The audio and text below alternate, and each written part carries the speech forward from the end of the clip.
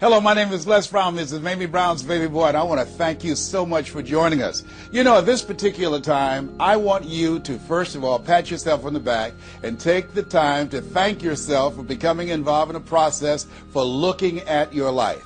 If there's ever time that we need to begin to stop and think and assess ourselves, that time is now. When you begin to look at the foreclosure rate that's going on in the country, and the foreclosures and the bankruptcies, and in addition to that, the violence and people losing their jobs, and the level of uncertainty and fear that people are feeling. And I think there's a level of stress in the air unlike anything we've ever felt before. And so just to take the time to think, to pause, and particularly not only looking at what's going on, but asking yourself the question, how's this affecting me? You know, we want to all become successful, but I've found that there's some success that's toxic success. What I mean is that you don't want to end up going after goals and dreams and neglect yourself. I want you to think about your goals and dreams and things that you want to achieve, and at the top of the list, I want you to put up there your strategy for being here. I just came from the doctor. Let me share something with you. I don't care what goals and dreams that you have. You've got to have your health in order to be here. So at the top of my list, and I'm suggesting you put it at the top of your list, your strategy, your game plan for being here. What are you going to do to take better care of yourself? That's one of the first things I want to ask you about. Because when I look at my life at 64, and I used to think people in their 50s were old, but now that I'm 64, I said, look here, people in their 80s and 90s, they're old people. My goal is to be here not only just to see my grandchildren, but to see my great-grandchildren and my great-great-great-grandchildren. But in order to be here, that's not just lip service, that's a commitment with my time, with my energy, and the choices that I make. So I want you to think about your strategy for being here, and I want you to think about your goal for securing your life in your future. See, as I get older, my goal right now is to become an asset to my children rather than a liability, financially and physically. See, I don't want to be a burden to my children. I don't even know if they like me that well.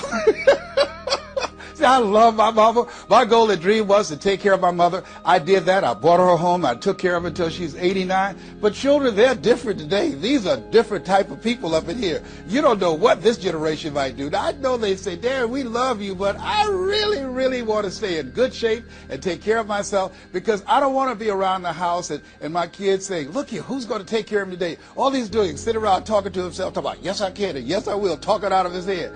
No, I don't want that kind of party for me. My goal and objective is to die young at an old age. So I have a game plan. I don't like to eat vegetables all the time, but now I feel like a silly wabbit. Why? Because I realize at this stage of my life, I've got to eat more vegetables, I've got to get more rest, I've got to drink more juices, and I've got to do all of the things that make the healthy choices that will say to my body, Les, you plan to be here, I see that you're serious, so I'm going to take care of you. I do 160 push-ups every morning nonstop. Why? I couldn't do that at 15 or 20. But at this stage of my life, I've got to do those kinds of things in order to challenge my body, to stretch my body, and to indicate I plan to be here. What's your plan? What's your goal? Because if you don't have a goal for being here is not a given. When I was a kid, we used to go to funerals of old people. I can't tell you how many young people whose funerals I've gone to. I can't tell you how many. And so, and there's something about between 40 and 60. I don't know what it is about that period in time. Between 40 and 60, if you're approaching 40, I can tell you, and you already know, life begins to intensify. Things happen to you, and things happen to people you care about. Between 40 and 60, if you can make it through that period, you can take a deep breath, because most people don't make 60. Most people don't. And why? And I think it's because people just take it for granted that they're going to be here. So I want to share with you some goals and strategies as you think about your goals. I want you to visualize yourself having optimal health. Having your right mind. I used to ask my mama, Mama, every Sunday you stand up in church and other older members of the church say, I want to thank the Lord for waking me up in my right mind this morning. Why do y'all say that all the time? She said, don't worry, son. You live long enough, you'll find out. She was absolutely right. I went in the room the other day to find something. I got in there, and I couldn't remember what I was looking for. I came out, I remembered what I was looking for. I went back in, I found it.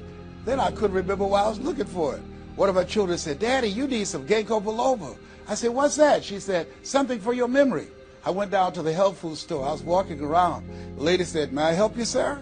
I said, "I forgot why I'm here." She said, "You need something for your memory." I said, "I know." So they took me over to a little section, and I bought the stuff, and then I took it home. Now, I can't remember where I put it. So when I got up this morning, I said, I want to thank the Lord for waking me up in my right mind this morning. See, if you woke up in your right mind this morning, that's a good thing. I called a friend of mine the other day, Miss Williams, said, "Miss Williams, how you doing?"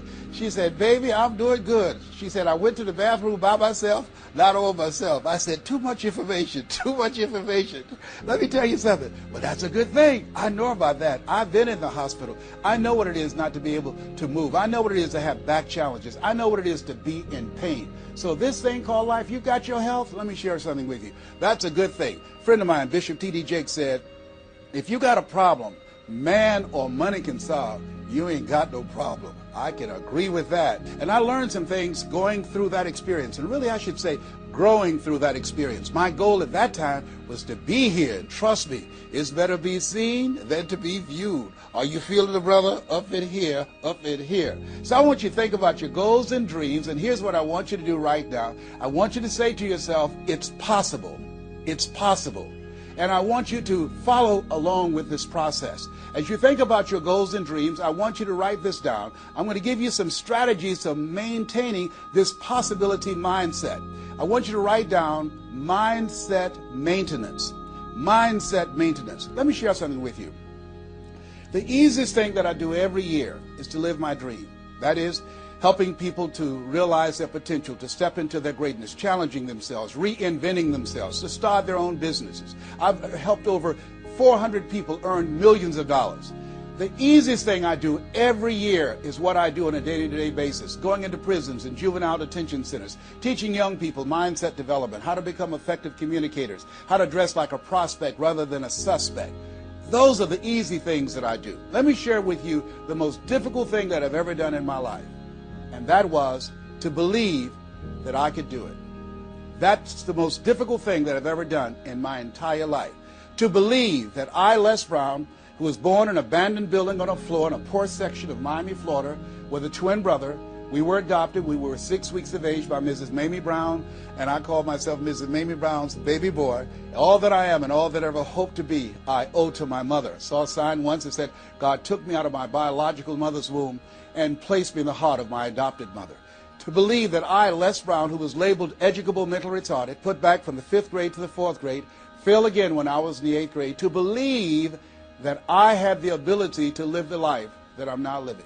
No one could have told anybody who knew me, including myself, looking in on us when Mrs. Mamie Brown was raising us in a poor section of Miami, Florida called Liberty City in Overtown, that I would be who I am right now. I didn't even know that. And I want you to think about your goals and dreams, and I want you to expand them. Why? Because it has been said that most people fail in life not because they aim too high and miss. No, most people fail in life because they're just like I was for 14 years. They aim too low and hit, and many never aim at all. Not at all. They just go through life surviving. Someone said that many people die at age 25 and don't get buried until they're 65. I was talking to a friend of mine named Rosia, and I said, Rosia, how you doing? And she said, let me tell you something. Life is a mess. I said, girl, what are you talking about? She said, my life is a mess. She said, you know what? She said, I just was sitting up here thinking, I haven't lived. I haven't lived.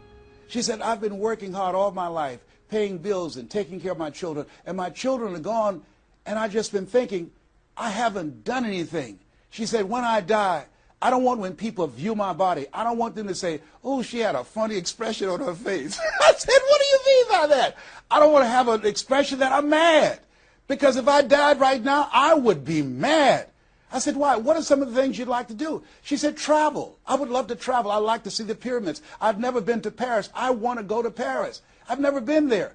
There are things that I want to see, things I want to do. She said, I want to make a difference in young girls' lives, teenage mothers. I was a teenage mother. I want to be able to make a difference in their lives and see the impact that I had on their lives. And she mentioned a variety of things. And I remember a story about a lady who went to the doctor, and she was diagnosed with terminal cancer. And she came home, and she was sitting at a table, and she was drinking some coffee, and all of a sudden, she just looked up and she said, "I refuse to die an unlived life. I refuse to die an unlived life." And she decided that she was going to live. That up to that point, her life was for her family, for her children, for her husband, but she had left herself out of the equation. Have you ever done that? I remember at a period of my life, I was going to work, and I was working on a job that I hated. And at the same time, I was praying that I wouldn't get fired. I was praying that I wasn't laid off. I was miserable. Nobody was holding a gun to my head. But I showed up every day, and I used a flimsy excuse. Well, I got to pay the bills. I've got a car payment I have to pay. I have a family. I have children. I have a car note, and I have a mortgage note I have to pay. I've got to survive. I was showing up for a paycheck. Ladies and gentlemen, that's not living. And a friend of mine said, "You know when people change?" And I said, "No." He said, "When they get to the point when they say, 'I've had it. I've had it.'" I think the only reason that you're listening to me right now, the only reason that you're watching this webinar, that there's somewhere in your heart of hearts that you've said, as you looked at your life, you said, "I've had it." And not only have you said, "I've had it," but you said also in your heart of hearts, "I can do better than this." And let me share something with you. You can.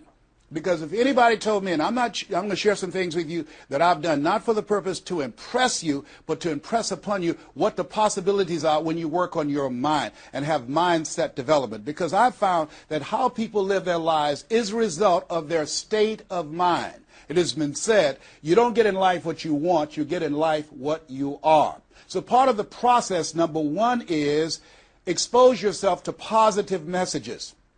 See, what I'm doing right now, I'm distracting the story that's going on in your head right now. How you live your life, how I live my life, how all of us live our lives is a result of the story we believe about ourselves. And most of us are born into stories. I was born into a story where we were poor, but we didn't know it. I didn't know we were poor until I got on a bus with my mother going to do domestic work on Miami Beach. And when we crossed the Venetian Causeway and I saw those big, beautiful hotels, and I was in the homes with my mother making up beds and cleaning, and we ate the food left over from the families that she cooked for. And we wore the hand-me-down clothes of the children that she kept. And I kept saying, "Mama, what is it, boy?" As we got ready to pack up to go back home and to Overtown and Liberty City and all the poverty and filth and the violence there, I said, "Why can't we stay here? Why can't we stay here?" She said, "Leslie, we can't." "Why?" "Because we can." "Why, Mama? Why can't we?" She said, "It's just the way it is. Now shut up." And I kept saying to myself, why is that the way that it is? And I guess I was okay for Wesley and Margaret Ann and Leonard and Angelo and Sharon and Linda, but it wasn't okay for me. I was curious. I wanted to live like Mr. Sidursky lived. I wanted the big car that he had. I wanted that big home that he had. We lived in a 2-bedroom apartment. It was 7 of us, plus Mama. He had a big mansion, just 3 of them, 10,000 square feet. I said, "Mama, what is it, Leslie? One day, I want to buy you something just like this." My brothers and sisters, when we were on the bus going back, they were just engaged in playful things. I was thinking and dreaming. Mama didn't understand why I was thinking like that, because I'd been exposed to positive messages. I had to take care of Mr. Sidursky. I had to shine his shoes and clean his office. And every day when he was listening to motivational messages, I was hearing those things too. Earl Nightingale, we become what we think about. All of us are self-made, but only the successful will admit it. In order to be successful, you must be willing to do the things today others won't do in order to have the things tomorrow others won't have. Your mind is a machine. You must program yourself for success. Wow. When I heard those words, I said, wait a minute. I could program my mind for success. I can program my mind for wealth. You can too. Trust me. I've earned over $55 million in the last 28 years. Anybody told me that I would be doing what I'm doing right now? I spoke recently in Sweden. They paid me 40,000 euro for an hour's speech.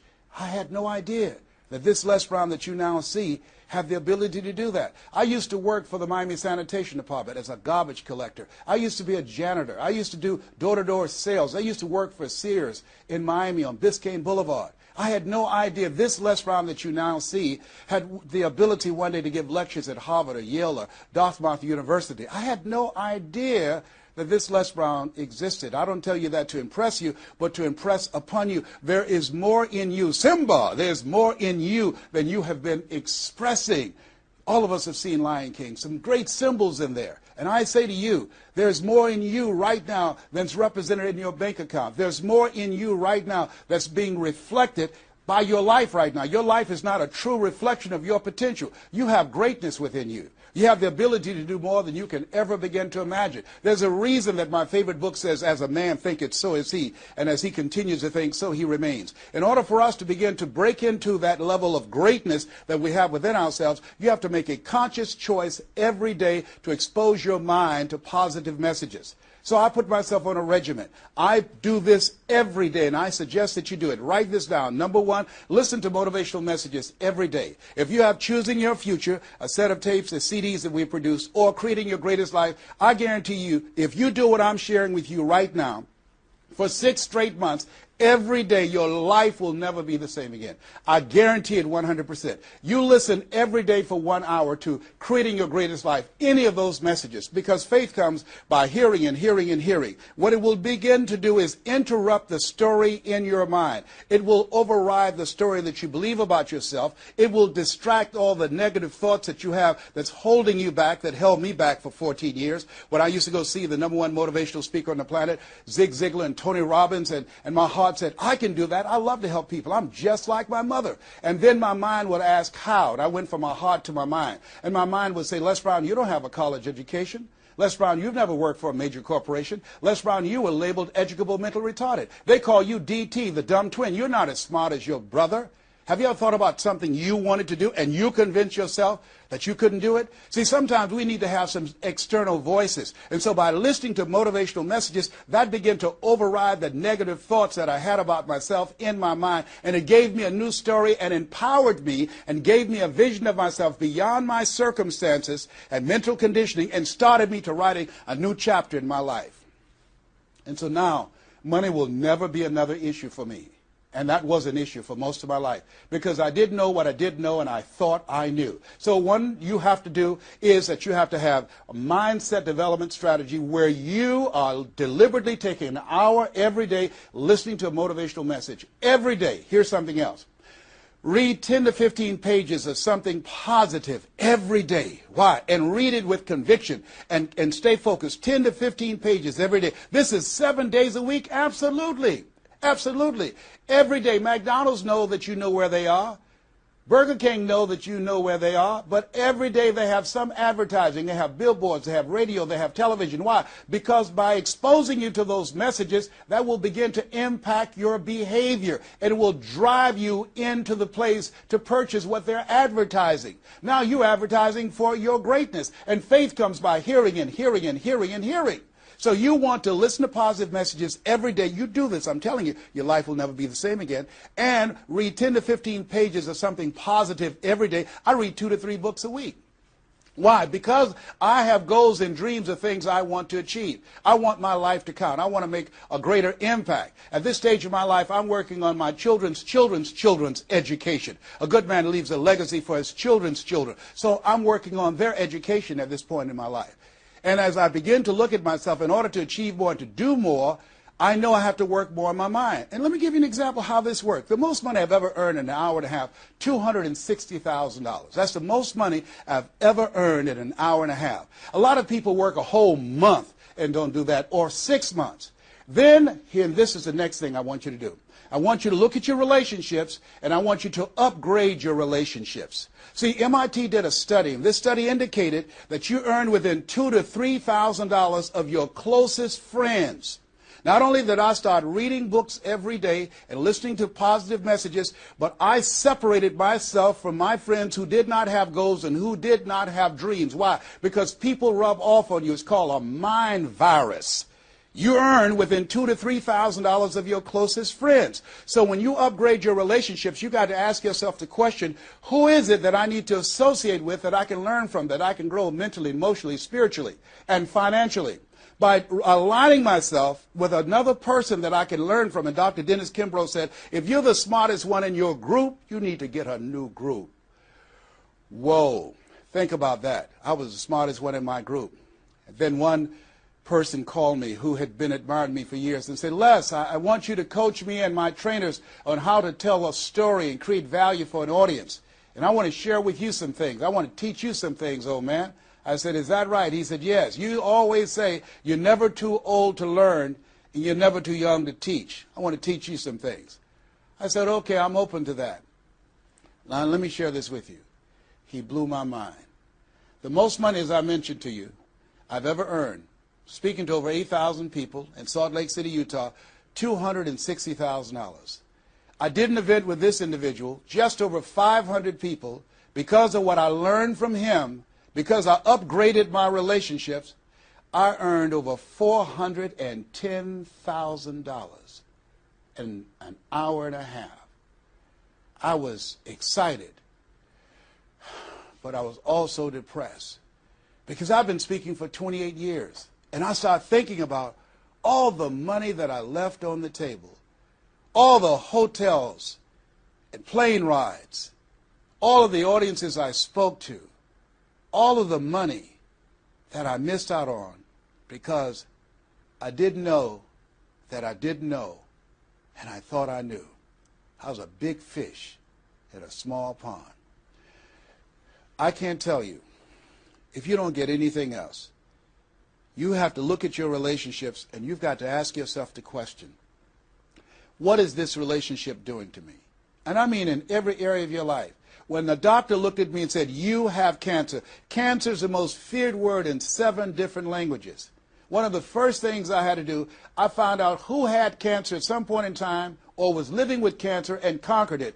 I surrounded myself with people who had done what I wanted to do, who were winning at the game. See, it's very important, every area of your life. If you want to improve your health, start hanging around healthy people. They did a 30-year study and said that the reason that most people are obese, it's a mind virus. Listen to what they said. A mind virus is communicated mind to mind. That if you have a friend that's fat or you marry somebody that's obese, you have a 41% to up to 161% of becoming obese yourself. Even if they live in another state. Whoa, why? Because birds of a feather flock together. Never forget, a high school teacher, Mr. Leroy Washington, said, Mr. Brown, if you run around with 9 broke people, I guarantee you, you'll become number 10. Whoa. Think about that. Part of your mindset development, not only listening, not only reading, but you have got to look at your relationships, upgrade your relationships, and continue to evaluate them and make sure they're an asset to you and not a liability. My son John Leslie is a motivational speaker. He has a saying, who should you count on and who should you count out? See, there's some relationships that can start out real positive, and then sometimes we outgrow people. Has that ever happened to you? Have you ever outgrown someone? Somebody you used to be close to, used to be your bosom buddy, and then you haven't been together for a time, and then when you get together, you have absolutely nothing in common. Sometimes that happens with family members. My twin brother, it's a strained conversation because he's talking about, Les, did you hear who died? No, I don't get up reading the obituary column. I'm glad my name is not there. Hello, I don't care. I'm focusing on living. Our conversations are so different. Isn't it interesting how you could be raised in the same family, same circumstances, by the same parents and end up dramatically different? It's called life. Here's the other thing that's very important. Write down the goals that you want to achieve. Write them down. Put them on a 3x5 card. And I want you to use a King James Version Bible and Matthew 7:7. Ask and it shall be given. Seek and ye shall find. Knock and it shall be open unto you. I want you to write that on one side of the card. On the flip side of the card, I want you to write down one major goal that you want to achieve. And you want to read that 3 times a day. 3 times a day. What are you doing? You're hypnotizing yourself. And you're dehypnotizing yourself. What you're doing is you are dispelling the myths and all of the spells that you're living under. I think that a poverty mindset is a spell. I think that people go so far, and because they're mesmerized by life, they unconsciously stop. And you have to break that spell by constant attention. So on one side you read your goal, that one major goal, 3 times a day. Then the flip side, you flip that scripture over. Ask and it shall be given. Seek and ye shall find. Knock and it shall be given unto you. As you read that every day, 3 times a day, I can tell you, amazing things, breakthroughs will happen for you. Now, we're going to take a break right now, and I want you to take the time to think about this one thing. What is it that you're going to do differently?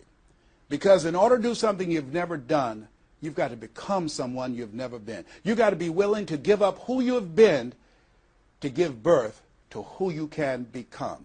I want you to take the time and write down one radical change that you're going to make about you, and you know if you do that, your life will never be the same again. This is Mrs. Mamie Brown.